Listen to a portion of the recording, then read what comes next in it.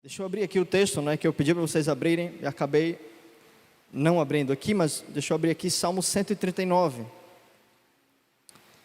Queridos, Deus é um Deus de propósito. Eu quero que você diga comigo isso bem alto. Deus, diga mais forte, Deus é um Deus de propósito. Você crê nisso? Você crê que Deus não faz nada por acaso? Você crê nisso? Eu também creio que Deus não faz nada por acaso, porque Deus ele é perfeito demais para perder tempo fazendo coisas ao acaso. Deus é muito preciso. É interessante que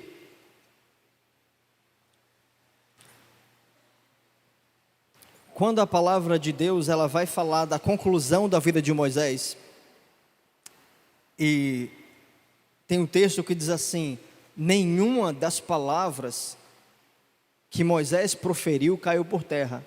Diz que todas essas palavras elas se cumpriram. Tudo o que ele falou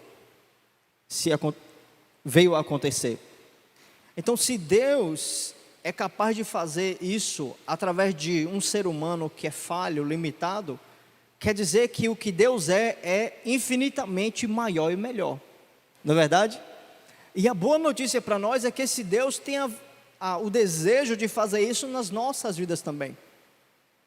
Mesmo você, com o histórico que você tem, Deus tem um propósito geral para a tua vida e tem propósitos específicos para a tua vida.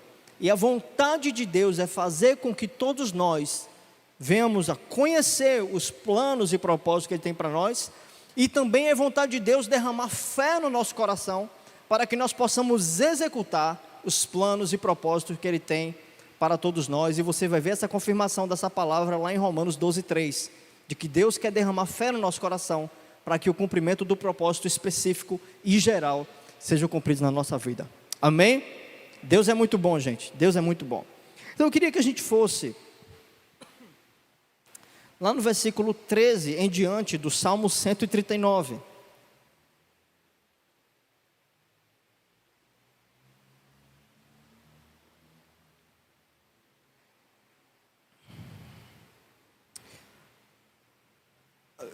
Olha para cá só um minutinho. Você ama Jesus? Você ama Jesus? Você entende como é precioso o momento em que Deus fala com a gente?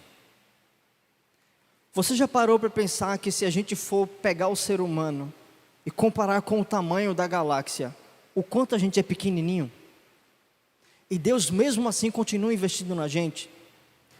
Você vê como é precioso, às vezes você está lá no seu quarto, parece que o dia vai ser assim, um caos, e de repente você abre a tua Bíblia e vem um versículo especificamente ao teu coração.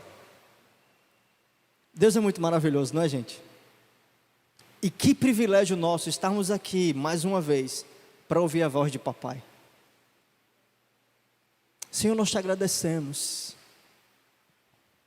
porque o Senhor é muito bom. Se você quiser falar alguma coisa para Jesus, fala aí no teu lugar. Eu quero te agradecer porque a gente não merece, mas o Senhor continua investindo em nós. Eu quero te agradecer, Senhor, porque a gente é pequeno, mas o Senhor faz investimento de coisas divinas, celestiais, nesses seres pequenos que aqui estão. Senhor, quantas vezes a gente tem falhado, vez após vez, e o Senhor está insistindo com a gente. O Senhor está persistindo com a gente. O Senhor faz investimentos recorrentes na nossa vida. Senhor, muito obrigado. Muito obrigado.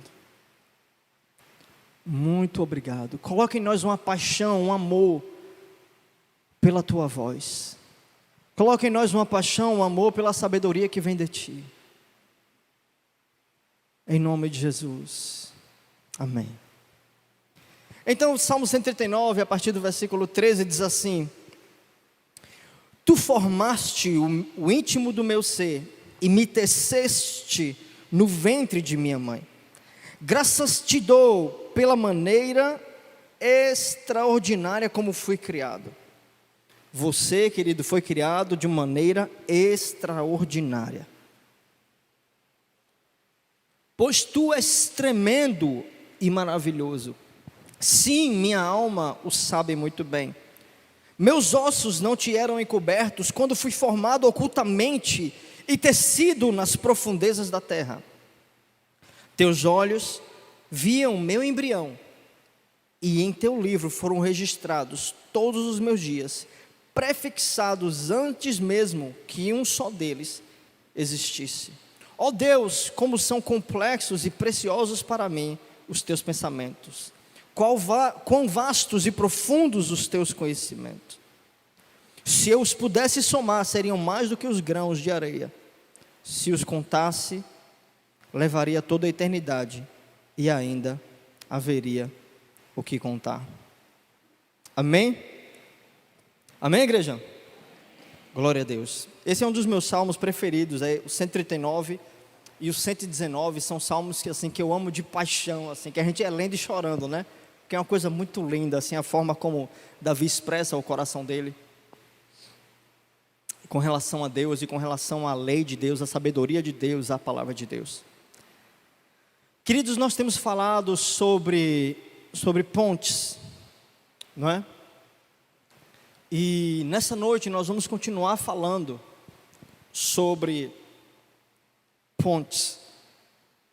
Mas hoje à noite eu quero focar nessa mesma ideia de ponte, mas focando mais com relação ao propósito.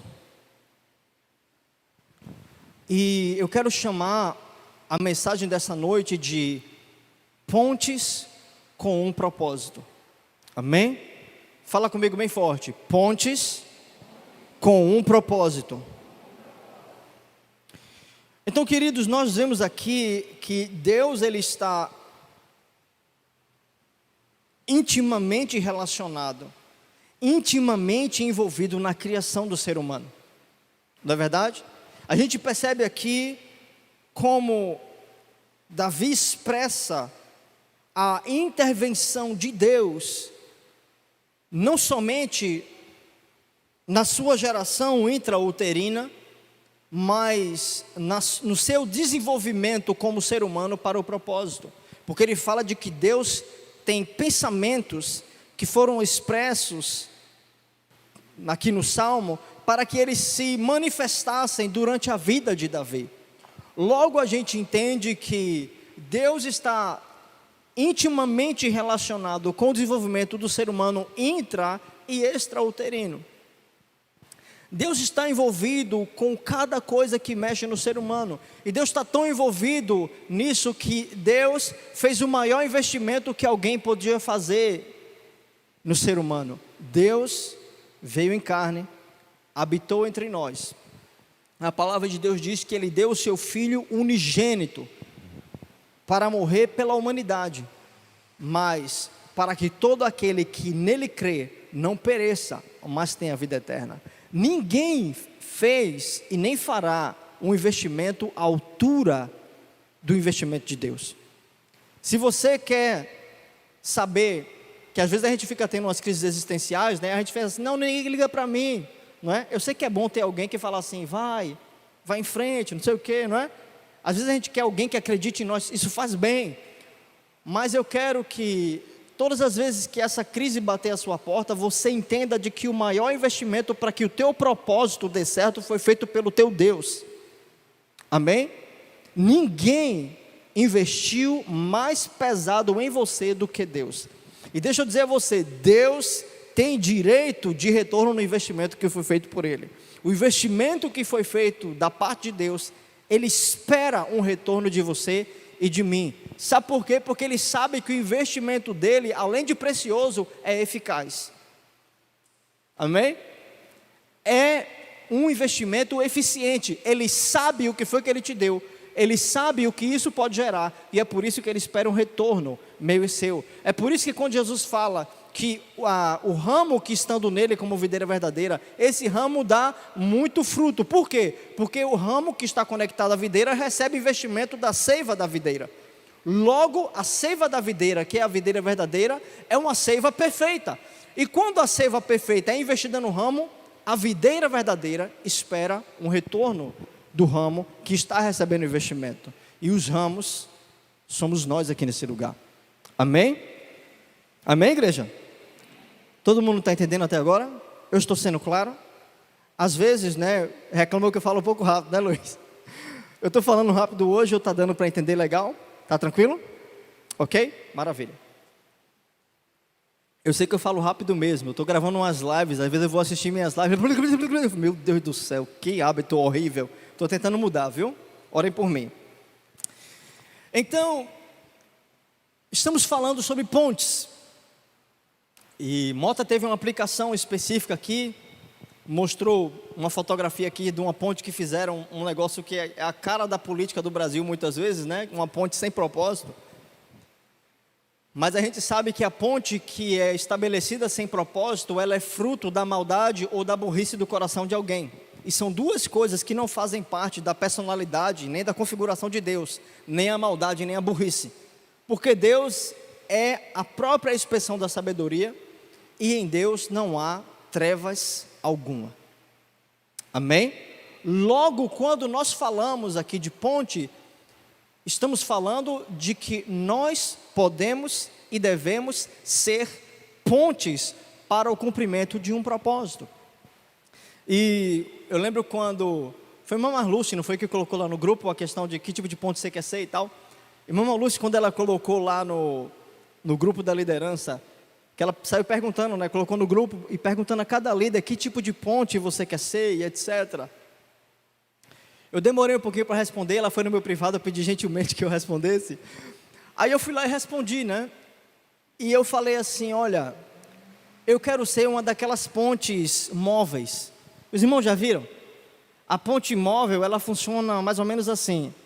Ela está aqui e ela permite que caminhão e etc, né, e carro passe por cima, mas ela também é uma ponte que quando tem uma embarcação de grande volume que precisa atravessar, ela abre espaço para que a embarcação ela passe. E eu pensei nessa ponte porque eu pensei na questão de que às vezes nós precisamos nos adaptar com a realidade na qual nós estamos inseridos, entende? Não é nem porque eu queria ser uma ponte mais chique, não, é porque realmente eu sei que tem lugares, né, que precisa passar um barco, tem gente que tem lugar que não precisa, etc. Mas eu pensei naquela ponte. Mas outros líderes não colocaram esse tipo de ponte, colocaram outros tipos de ponte. Mas o que acontece? O que acontece é que a ponte, quando ela é construída no lugar, ela não é construída para ser uma ponte que faça um monte de coisa extraordinária.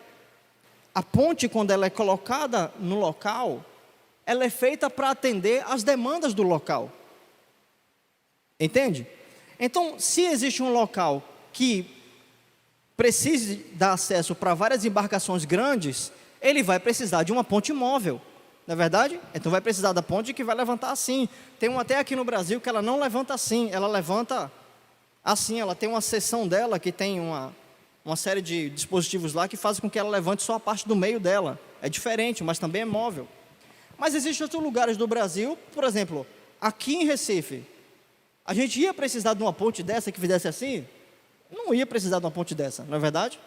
Por quê? Porque não é a demanda do local. E é muito importante que a gente entenda que, da mesma forma que uma ponte física, ela é projetada para atender as demandas do local, o nosso propósito, ele é feito por Deus também para suprir as demandas de um local. Sabe por quê? Primeiro ponto, porque o teu propósito, ele é geográfico. Diga comigo, o meu propósito é geográfico. Aí você pergunta, Erivelton, o que é que você quer dizer com isso? É simples. Se você é Moisés, o teu propósito primeiro é para qual território geográfico? Um de cada vez, gente, senão a gente não entende. Oi? Isso. Então, o território geográfico é qual? Egito. Confere? Logo, se o teu nome é Moisés, se você é Moisés da Bíblia, o teu propósito, em primeiro lugar, ele vai ser para o Egito. Se você é Jonas, não é Egito, é Nínive. Não é isso? Se a gente pensar em Jesus, o propósito primeiro de Jesus para ser cumprido em carne era onde? Somente em Israel. Confere? Está claro até agora? Entende por que o teu chamado é geográfico? Você não foi chamado para sair se espalhando em qualquer lugar que você quer. O teu chamado, ele tem uma localidade para ele se manifestar. Elias foi enviado para a viúva de Sarepta. Exatamente, Mari. A viúva de Sarepta. Então, cada pessoa, ela pode ter, às vezes, uma localidade onde o seu chamado deve se manifestar. E não cabe a nós escolhermos, muitas vezes, a localidade. Por exemplo, você que está aqui, inserido nessa igreja, um dos primeiros locais para onde você é chamado é aqui em Miroeira, porque você tem um chamado para cumprir aqui nesse lugar. Está dando para entender isso? Está claro para todo mundo? Então, o nosso chamado em primeiro lugar, ele é?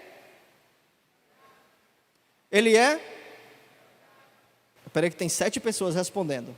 Acho que o pessoal de casa tem mais gente respondendo no comentário do que aqui. Vamos lá, o nosso chamado ele é geográfico. Vamos lá, todo mundo, nosso chamado é? Pronto. Então, Moisés, primeiramente foi para o Egito. Jonas foi chamado para Nínive. Jesus, quando estava aqui andando em carne, o chamado dele era para as ovelhas perdidas, era para o território de Israel. Esse era o local da manifestação do chamado dele. O que não quer dizer que a localidade não possa mudar. Porque antes de Jonas ser chamado para Nínive, ele já estava fazendo alguma coisa dentro de Israel, lá em Jope, né? Que hoje é chamado de Jafa.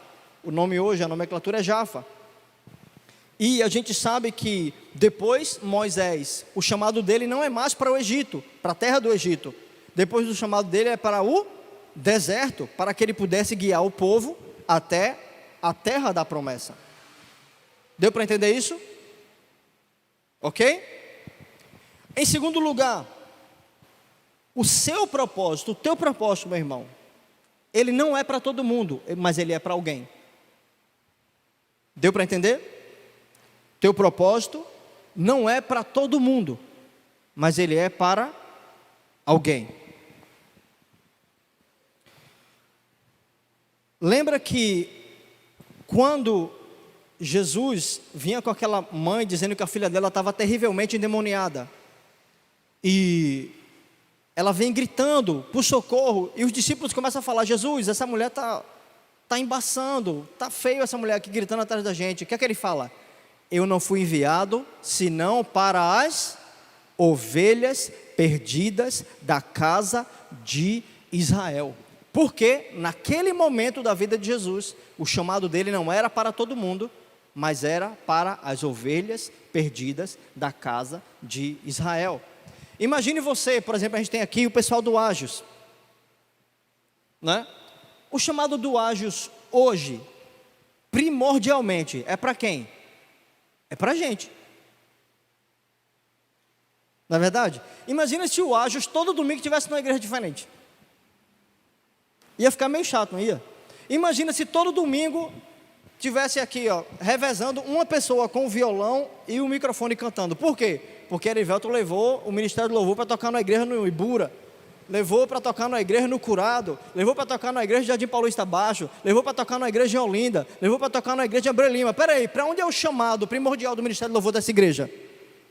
Para o povo desta igreja. Confere? A igreja está entendendo isso? Logo, o nosso chamado, ele não é para todo mundo, mas ele é para alguém.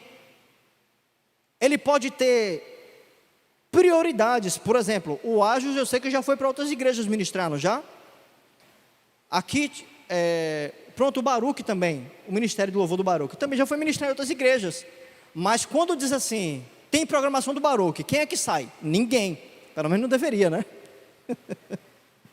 Não sai ninguém, fica todo mundo aqui. Por quê? Porque o chamado, prioritariamente, é para o nosso povo aqui. Se o pastor Enoque começar a atender convite para pregar todo domingo, vai prestar? Não vai prestar. Por quê? Porque ele tem um compromisso, o chamado dele, o propósito dele, é primordialmente para esta igreja. E ele tem que cumprir o chamado dele para a tua vida. Ele foi chamado para estar te servindo aqui. Gente, vocês podem pensar assim, Erivelton, eu acho que não, eu acho que meu chamado ele é mais abrangente, ele é mais isso, ele é aquilo. Eu espero que Deus te direcione. Mas eu acredito que quando Deus te faz entender que o teu chamado tem uma geografia e o teu chamado tem um público-alvo, as coisas vão se simplificando para você. Não é verdade? Deu para entender isso? Porque você entende que você não é chamado para curar a dor de todo mundo, você não é chamado para alimentar todo mundo. Moisés, quando ele foi enviado por Deus lá para o Egito, Deus falou assim: vai lá e fala com os egípcios que eu os amo e que eu quero tirar eles daquele... Falou isso? Fala aos filhos de Israel que o Senhor ouviu o clamor deles e Ele vai libertar eles. Para quem era o chamado de Moisés? Para o povo de Israel. Confere? Você não vê Moisés dizendo assim: olha, vamos lá com a gente para a terra da promessa. Você vê? Ele tinha uma mensagem específica para o povo de Israel. Ele não chegou lá dizendo: pega as malas, faraó, e vamos com a gente passear, que a gente vai para uma terra que manda leite e mel. Não, a promessa tinha um povo específico no qual ela iria se cumprir, e Deus levanta um profeta específico, com o chamado, com a geografia específica, com um público-alvo específico, para que ele fosse lá cumprir o seu propósito. Sabe por que a gente fala essas coisas? E por que a gente precisa enxergar dessa forma? Porque senão a gente acaba querendo cumprir o papel de todo o corpo de Cristo. Eu já vi um pastor que eu respeito, não vou faltar com respeito a esse pastor aqui na minha fala, só vou expressar minha discordância da fala dele, com a fala dele. Eu não vou dizer o nome da organização, até está na internet aqui, depois vão estar me mandando e-mail por aí, ou mandando mensagem para mim, ou mandando mensagem para a igreja.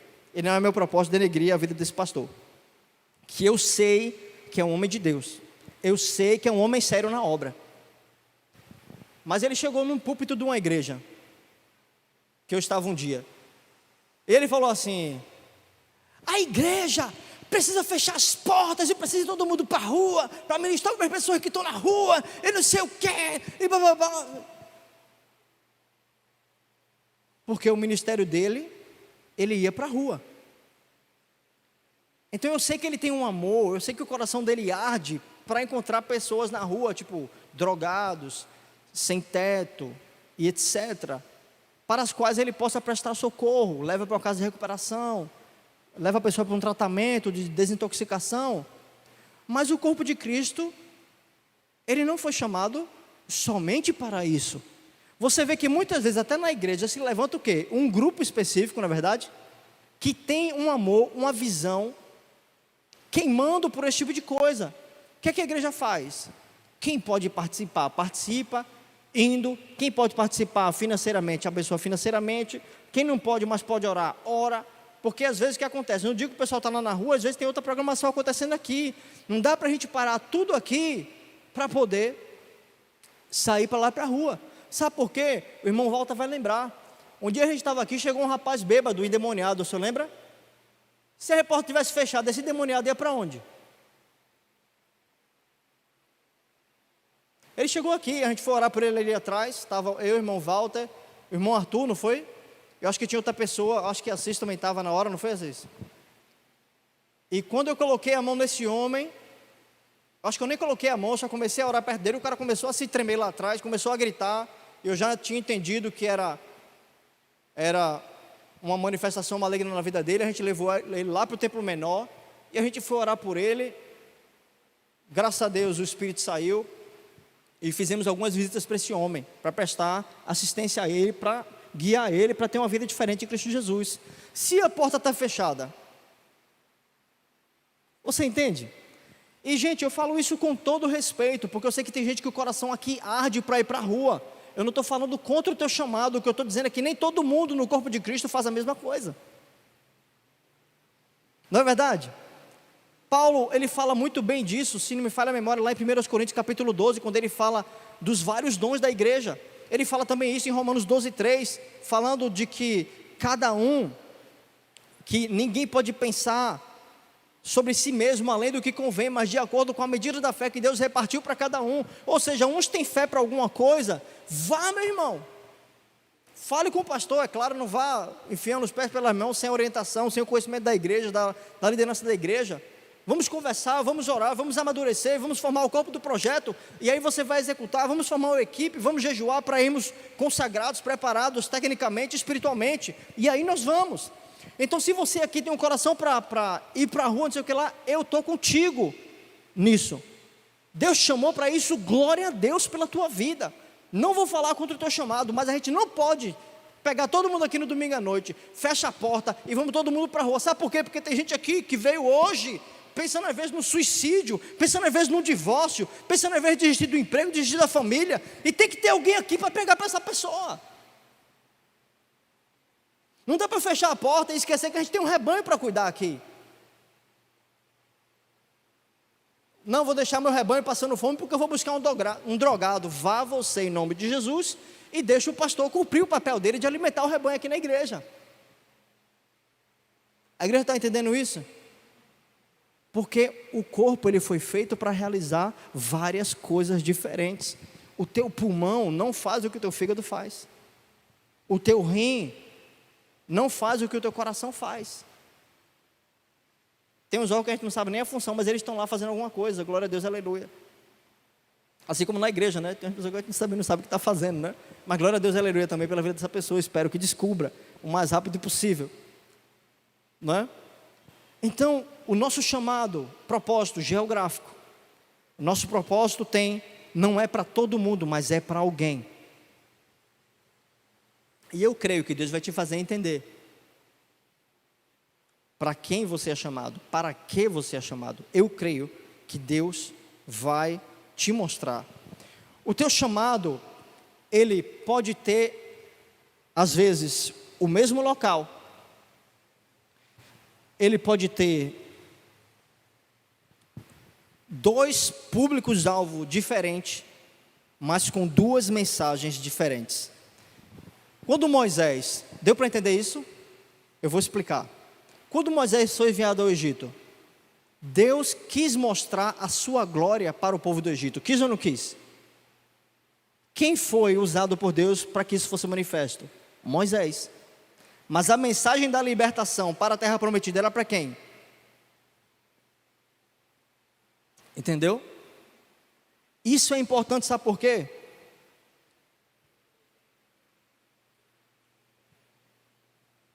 Principalmente para quem lida com o público geral da igreja. Às vezes você precisa saber falar sobre suicídio. Às vezes você precisa saber falar sobre depressão. Às vezes você precisa saber falar sobre ansiedade, sobre prostituição, sobre a necessidade de santidade. Às vezes você precisa falar sobre família. Porque o que acontece? Quando eu vou nos jovens, a gente vai falar o quê? Relacionamento de pais e filhos, ajudar o jovem a compreender. Eu lembro uma vez que a gente estava aqui na sala dos jovens, a gente fez aqui um dia em cima, e eu comecei a falar sobre essa questão de relacionamento de pais. Eu não sei se Mari estava no dia, eu sei que estava a Duda, estava a Bela e etc, a gente estava, se não me engano, bem ali, e eu comecei a falar algumas coisas com relação específicas a relacionamento de pais e filhos. E eu, com o meu pouco tempo de experiência, mas já estou há 6 anos casado, e também como eu saí de casa muito cedo, porque eu saí de casa com 17 anos de idade para morar em Brasília e depois ir morar em Israel, depois voltar para Brasília e depois voltar para Recife depois de 10 anos. Então a gente vai recebendo umas pancadas da vida meio diferentes porque saiu de casa cedo. Quem saiu de casa cedo aqui sabe que levou uns tapas na vida que você nem sabia se estava preparado para receber. Foi o meu caso. Mas graças a Deus, Deus me deu graça. E eu comecei a ministrar sobre relacionamento de pai e filho. E teve um momento que eu comecei a falar especificamente sobre filha com a mãe. E aí, acho que umas 3 pessoas, umas 3 moças começaram a chorar. E uma especificamente falou assim: eu queria ter conseguido ver essa realidade antes de eu ter me casado. Então eu estava falando ali para jovens, para um eu estava falando umas coisas, mas naquele momento o Espírito Santo me direcionou para falar especificamente do relacionamento entre mãe e filha. Então, assim como Moisés teve uma mensagem para mostrar a glória de Deus e para ministrar a libertação para o povo de Israel, a glória de Deus para mostrar mais especificamente para os egípcios, para que eles temessem a Deus, a mensagem de libertação e também que houvesse temor do Senhor para os judeus. Da mesma forma, eu ministrei algumas coisas gerais de família, mas quando chegou na parte de mãe e filha, e é interessante que tem vezes que a gente começa a falar, a gente sente mesmo que é o Espírito Santo assim já. E eu vi que o propósito foi cumprido ali. E todo mundo saiu alimentado. Mas tinha gente ali que não precisava ouvir o que outras pessoas ouviram. E outras pessoas que ouviram exatamente o que elas precisavam ouvir. Às vezes na pregação, tem vezes que a gente está pregando um negócio, tem algo que a gente fala em 1 minuto que marca você. Não é verdade? Eu me lembro uma vez, até com a irmã Roberta, a gente teve uma experiência dessa, foi, irmã Roberta? A irmã Roberta me procurou e falou assim: irmão, aquela palavra que o senhor falou, Deus me falou assim, assim, assim, eu vou tomar uma atitude. E não é interessante, às vezes, você falar 1 hora, e às vezes tem algo que você falou em 30 segundos, e era aquilo que girou a chave na vida da pessoa. Gente, Deus é lindo e maravilhoso. Não é verdade? Então, o nosso chamado, novamente, tem um público-alvo. Quando você vai ver, Paulo, ele foi chamado mais para quem? Para os gentios. Pedro, ele foi chamado mais para quem? Para os judeus. Paulo fala lá em Gálatas 2, 7 e 8, que a ele foi confiado o apostolado da incircuncisão, e a Pedro foi confiado o apostolado da circuncisão. E quando você vai olhar a vida de Pedro, onde é que foi a maior área de atuação dele? Onde tinha maior número, maior concentração das pessoas da circuncisão. Onde era isso? Em Jerusalém. Quando você vai olhar para Paulo, onde é que Paulo ia? Paulo saiu viajando à torta e à direita, fez 3 viagens missionárias. E mesmo preso, ele continuou cumprindo seu apostolado, porque até diante dos reis, de imperadores, ele continuou testemunhando. Então, o apostolado da circuncisão continuou eficaz na vida dele, mesmo nas prisões. Porque, querido, não existe nada na face da terra que pode segurar o cumprimento do teu propósito, quando você está no centro da vontade de Deus. Paulo, mesmo nas cadeias, havia conversão, havia transformação. Lembra que Paulo, ele conhece Onésimo, o escravo de Filemão, no ambiente de prisão. Quando ele fala com Onésimo, quando ele fala com Filemão, na carta a Filemão, ele explica que ele tinha gerado a Onésimo entre cadeias. Não é tremendo isso, gente? Então, quer a maré esteja boa ou quer esteja turbulenta para a tua vida, se você está no centro do propósito, o fato da maré estar turbulenta não significa que o chamado precisa parar. O chamado deve continuar, porque o teu chamado é maior do que as circunstâncias. Quer na prisão, quer em liberdade, o chamado vai se manifestar, se você por dentro estiver livre. Porque Paulo, ele era preso por fora, mas por dentro ele era livre em Cristo Jesus. E é por isso que a gente não deve deixar as circunstâncias de fora virem prender o nosso coração, para a gente duvidar de Deus, para a gente começar a falar coisa que não deve, como Jó começou a falar um monte de bobagem quando começou ali a passar aquele tempo turbulento na vida dele. A gente não pode deixar essas coisas entrar no nosso coração, porque se elas entrarem no nosso coração, nós corremos o risco de ficarmos presos no nosso coração, na nossa mente, e aí sim o chamado fica infrutífero, porque não há espaço para a manifestação do chamado. Quantos estão entendendo? Digam amém. Próximo ponto: você não escolhe o seu chamado, você descobre o seu chamado. Eu quero que você diga isso para o seu irmão. Nem lembro o que eu falei. Misericórdia, Jesus. Vamos lá de novo. Você não escolhe o seu chamado, você descobre o seu chamado. Diga bem forte. Peraí que a moto está atrapalhando, só um minuto que eu não estou ouvindo vocês. Agora vamos lá.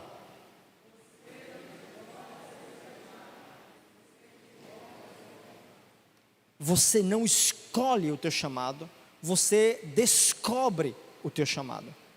O teu chamado não é decisão tua escolher qual é. É decisão tua buscar a Deus para descobrir. Você precisa se comprometer na busca a Deus para descobrir qual é o teu chamado.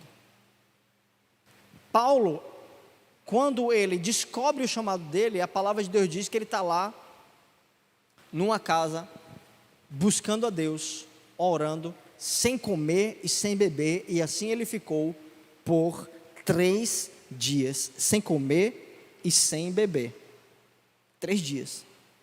Quando Deus fala com Ananias, não Ananias de Ananias e Safira, com o outro Ananias que era um discípulo, quando ele fala com Ananias, ele fala para Ananias, você vai encontrar um homem lá, e você vai encontrá-lo orando.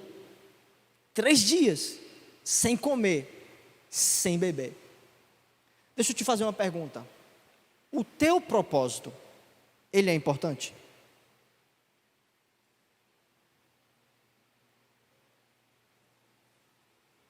Teu propósito é importante?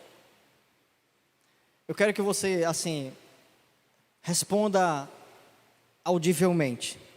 O teu propósito, ele é importante? Vou perguntar mais uma vez.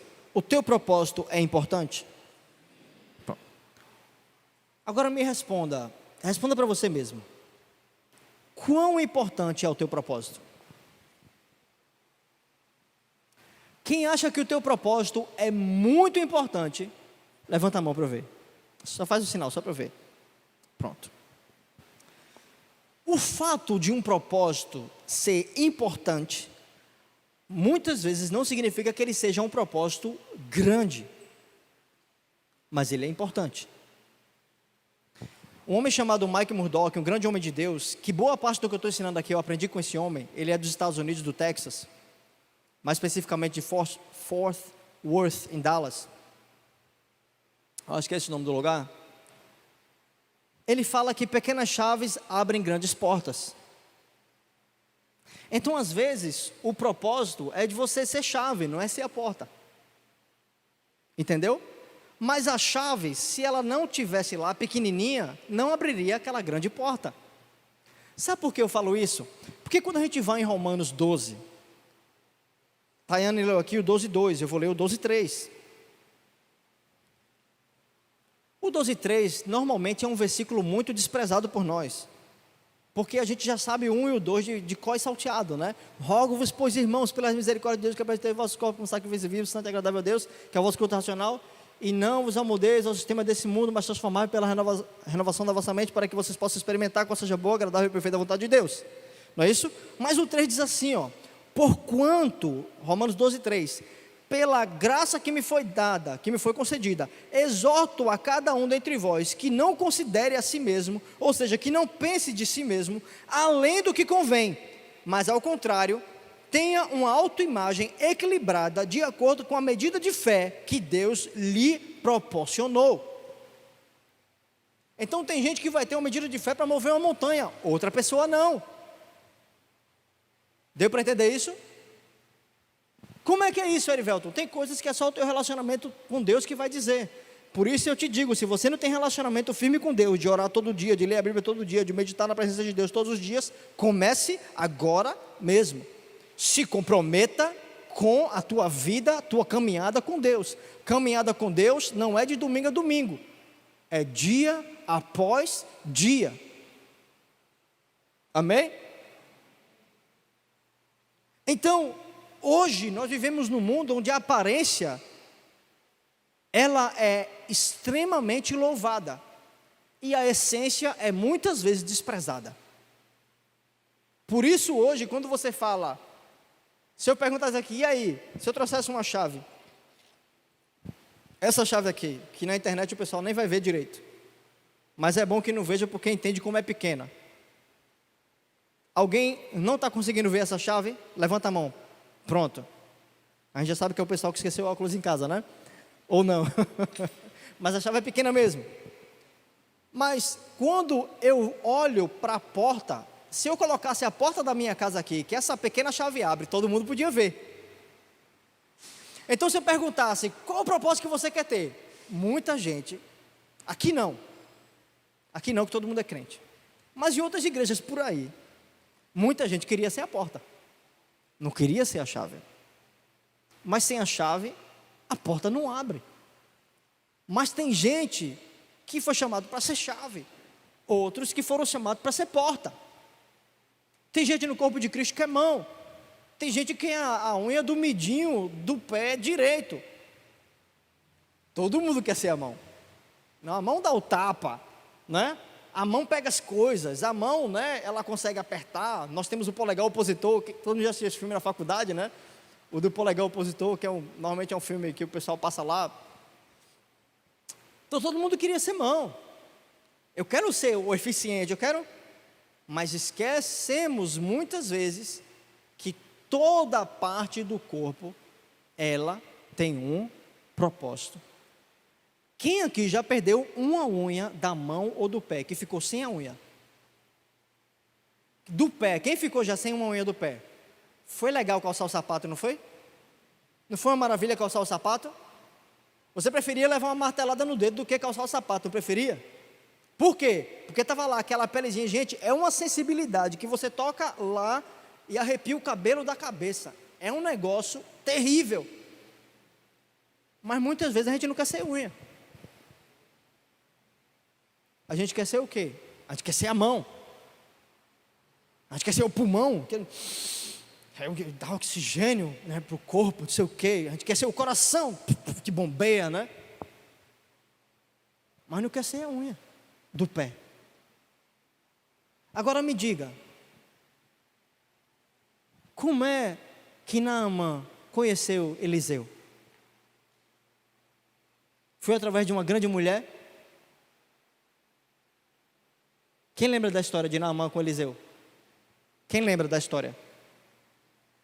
Foi por uma grande mulher que ele conheceu Eliseu? Que ele ouviu falar do profeta de Israel? Era uma menina escrava, que falou assim: ah, quem me dera que o meu senhor Naamã, que ele fosse em Israel onde há profeta, porque ele seria com certeza curado da sua lepra. Não é maravilhoso isso? A filha de Faraó, ela abriu as águas junto com Moisés? Abriu? Mas foi ela que tirou Moisés do rio. Foi ela que adotou Moisés. Com certeza ela não tinha a mínima noção do que ia ser aquela criança, mas foi ela que adotou aquela criança, tirou aquela criança do rio. Não é verdade? Você acha que aquele menino dos 7 pães e dos 2 peixinhos, 5 pães, né? 5 pães e 2 peixes, você acha que ele tinha noção de que aquilo que ele estava oferecendo ia alimentar uma multidão? Você acha? Mas todo mundo aqui, Senhor, eu quero os poderes miraculosos de Deus na minha vida, para que eu multiplique, aleluia, na vida das pessoas. Mas ninguém quer dar os 5 pães e os 2 peixes. Ninguém quer dar o pequeno. Ninguém quer semear o pequeno. Quando você fala de vida de oração, todo mundo fala: eu já cometi esse erro. A partir de amanhã eu começo a orar 1 hora todos os dias. Aí no primeiro dia eu orava 1 hora, cochilava 15 minutos ou meia hora da 1 hora, porque era para acordar cedo. Aí no segundo dia eu conseguia ficar um pouquinho acordado, de 5 às 6. No outro dia eu conseguia ficar um pouquinho. No 4º dia já não era tão. Na outra semana eu já não estava fazendo. Mas ninguém quer começar a construir uma disciplina de 5 minutos. Depois de uma semana coloca 10. Depois de outra semana coloca 20. Depois de outra semana coloca meia hora. Depois de outra semana coloca 1 hora. E você consegue sustentar um hábito saudável na presença de Deus. A maioria das pessoas que eu conheço que quiseram começar de 1 hora orando, a maioria delas não conseguiram. Eu sou uma prova viva disso. Até eu conseguir construir a disciplina em mim para orar por horas, foi muito difícil. Mas eu precisei começar de pequenas coisas. E em último lugar,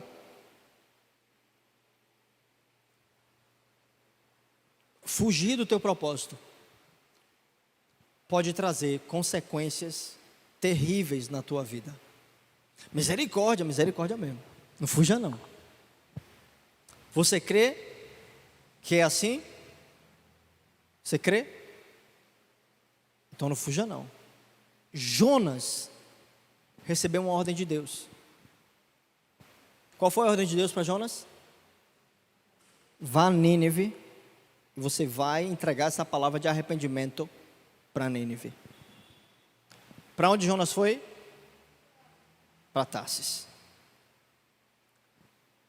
Querido, Jonas tirou dinheiro do bolso para pagar para uma passagem, para desobedecer à vontade de Deus. Ele teve prejuízo, primeiramente financeiro, porque estava investindo seu dinheiro para ir para uma direção oposta daquilo que Deus tinha falado com ele. Eu estou encerrando já, viu? Eu tenho quantos minutos? Alguém está contando? Dá o sinal aí para mim, tá? Já estou terminando.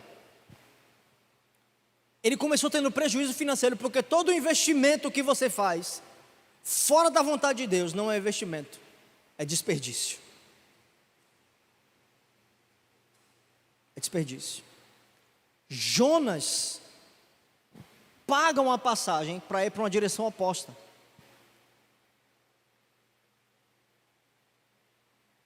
Segunda coisa, dentro desse tópico que eu falei agora, fugir do teu propósito pode trazer consequências também para as pessoas que caminham com você. Misericórdia duas vezes, irmão. Com Deus não se brinca. Mas na graça, a graça não é playground para carnal. É convite para a santidade e para o aperfeiçoamento em Cristo Jesus. A gente não foi chamado para a graça para estar pisando o sangue da nova aliança. A gente foi chamado para a graça para uma transformação. Porque o sangue que é derramado, ele é derramado para um propósito, por um propósito. E a gente não pode brincar com o propósito que Deus estabeleceu sobre a nossa vida. Jonas, quando entra no barco, todo mundo que está no barco começa a sofrer com Jonas. Sim ou não? Sim. Todo mundo começa a sofrer junto com ele. Lembra quando Deus fala com Josué e tinha uma guerra que deveria ser lutada, e ele fala assim: ninguém pega nada do despojo. Quem lembra disso? Ninguém pega nada. Aí teve um pessoal lá que pegou e escondeu na sua tenda. Na próxima guerra que o povo de Israel foi, o povo perde a guerra. O povo leva a tapa de graça. Por causa de quem? Do bendito que tinha desobedecido a ordem do Senhor e pegou coisa do despojo que Deus tinha mandado não pegar. Deus mandou ele para a guerra, mas não mandou ele pegar o despojo. E ele vai, e dentro do chamado, ele quer suprir a sua própria carnalidade, a sua própria luxúria, a sua própria cobiça. Quem sofre? Todo mundo. Pai, o teu pecado no propósito afeta a tua família. Sim ou não, igreja? Igreja, fale com mais certeza, que eu sei que você sabe do que eu estou falando. Sim ou não? Mãe, o teu pecado afeta os teus filhos. Sim ou não, igreja? Filho, o teu pecado tira a paz do teu lar. Sim ou não, igreja? Todas as vezes que a gente caminha por rotas da carnalidade, dentro ou fora do propósito, as pessoas que estão conosco também sofrem consequências. Quem diz que não é porque nunca viveu com uma pessoa que entrega ao alcoolismo, que entrega à prostituição, que é um adúltero. Todo mundo sofre. A gente já testemunhou isso aqui. Às vezes tem uma pessoa na sessão que o irmão não se controla. Quem fica chateado? Todo mundo. Ele poderia se expressar, mas com paz e com sabedoria. Sim ou não? Mas vem aqui, assim, me disseram, né? Eu não estava aqui, mas até cadeira já voou aqui na igreja. Quem sofre? A igreja toda sofre. Todo mundo fica triste. Por quê? Os irmãos que são ovelha estão virando arremessadores de cadeira. Fora do propósito. Na carnalidade. Todo mundo sofre. E por último, eu quero dizer que todo mundo tem um propósito. Por que você diz isso, irmão? Porque uma vez que o sangue de Jesus te alcançou e você está aqui, eu não creio em por acaso. Deus te chamou e você está aqui, é um sinal inegável, irrevogável, indiscutível de que você tem um propósito divino para cumprir na face da terra. Pode falar o que quiser, às vezes a nossa própria família se volta contra nós, mas se Deus falou, está falado. Se Deus falou, Deus assume. Se Deus investiu, Ele sabe onde Ele está investindo. Cabe agora a você vestir a camisa do propósito. Se coloque de pé, por favor. O Ministério do Louvor pode vir aqui para frente.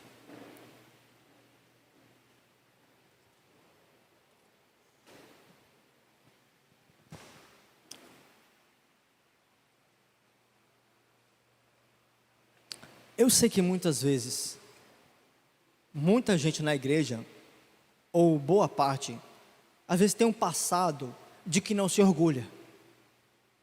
Eu já fiz coisas na minha vida que eu prefiro não falar. Primeiro porque eu não tenho mais necessidade de falar sobre essas coisas, porque o sangue de Jesus já lavou. Eu pedi perdão, me arrependi, e Jesus limpou isso da minha vida. Eu não preciso estar falando sobre o lixo que eu era. Eu vou agora falar uma linguagem de fé sobre aquilo que Deus está fazendo na minha vida. Mas muitas vezes as pessoas ao nosso redor, elas olham para nós e o filtro que elas colocam sobre nós é o filtro do passado. E é por isso que muitas vezes você está tentando e às vezes papai e mamãe não acreditam em você, porque eles estão vendo quem você era, não quem você está se tornando. Mas Deus, quando olha para você, Deus nunca precisa da autorização do teu passado para definir quem você é no futuro. Vou repetir isso para você entender. Deus não precisa da autorização do teu passado para definir quem você vai ser no futuro. Porque a palavra de Deus diz lá em 2 Coríntios 5,17 que aquele que está em Cristo, nova criatura é. As coisas velhas já passaram. E eis que, vamos falar? E eis que, agora fale isso sobre a tua vida. E eis que, se fosse para eu falar da minha vida, eu estava falando com mais força. Vamos colocar um pouquinho, mais 50 centavos de fé aí. E eis que, quem você era no passado, agora você está em Jesus. Eis que, você era uma pessoa perdida na vida, sem propósito, sem perspectiva de vida, mas hoje em Cristo tudo se fez. Você foi uma dor de cabeça na tua família no passado, mas hoje tudo se fez. Você era uma pessoa que era o motivo da insônia do teu marido, mas hoje tudo se fez. Você vivia uma vida que você era o motivo de insônia da tua esposa, mas hoje tudo se fez. Esposa, profetiza aí, hoje tudo se fez. Porque Deus é assim. Em Cristo tudo se faz novo. E nós precisamos decidir caminhar no novo de Deus.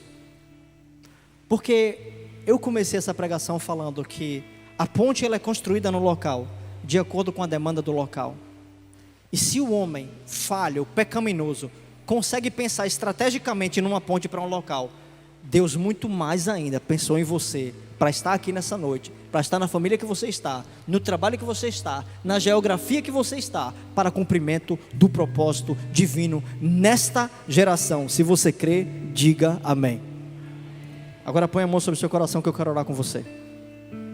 Senhor Jesus, nós te louvamos pelo teu amor, tua graça, tua misericórdia. O Senhor é o Deus de propósitos e nós confiamos no teu propósito para nossas vidas. Muito obrigado porque nós estamos aqui. E muito obrigado também porque em Cristo Jesus tudo se faz novo. Senhor, o teu sangue precioso nos alcançou. Nos lava, nos purifica de todo o pecado e renova a nossa mente, Pai. Nos ajuda a ter uma mente que pensa de acordo com princípios bíblicos.